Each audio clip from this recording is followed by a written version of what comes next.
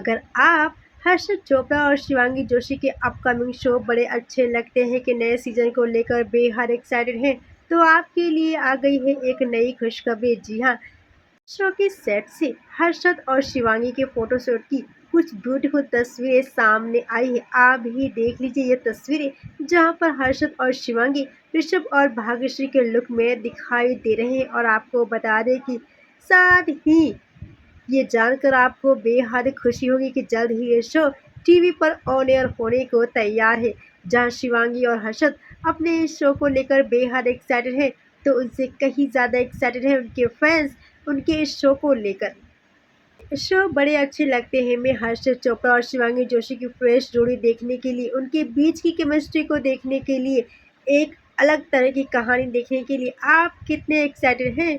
Comment box में हमारे साथ शेयर करें। ऐसे ही अपडेट्स के लिए हमारे साथ जुड़े रहें। Thank you for watching.